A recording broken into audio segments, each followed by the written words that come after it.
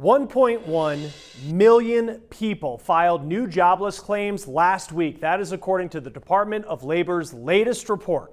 Meanwhile, there were nearly 15 million continuing claims for unemployment last week, and many are struggling just to live off benefits that they're receiving. Alicia Nieves shows us where Congress is at with the new stimulus plan and why the president's executive order won't help some of those who need it most. The House will be in order. Congress is still in a stalemate over a new stimulus package, which means those unemployed have to live off their state's normal unemployment benefits right now.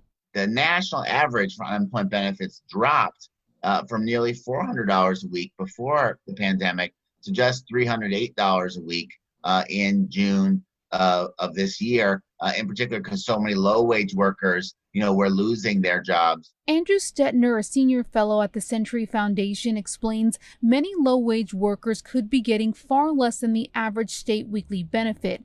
For example, in a state like Hawaii, some low-wage workers could be getting the state's minimum payout of just $5 a week right now.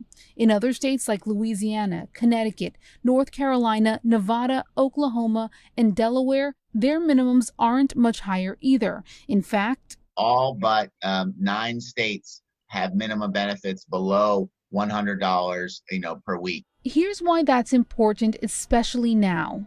If you don't get $100 in unemployment benefits from the state, you can't get Trump's new lost wage assistance. The president's executive order for lost wage assistance is an additional $300 a week from the federal government for those on unemployment and is supposed to run through the end of the year. It's the only stopgap in place to help those unemployed right now, but it doesn't help those who may need it the most. That's why many are urging Congress to quickly come to an agreement on the next stimulus bill that helps everyone struggling. It's a very difficult period. I think there is the will to continue federal unemployment benefits. The Trump executive order promises them through December 27th, but there's not enough money to fulfill that promise. So I think there is the will to do the right thing, but there's a lot of things that are getting in the way.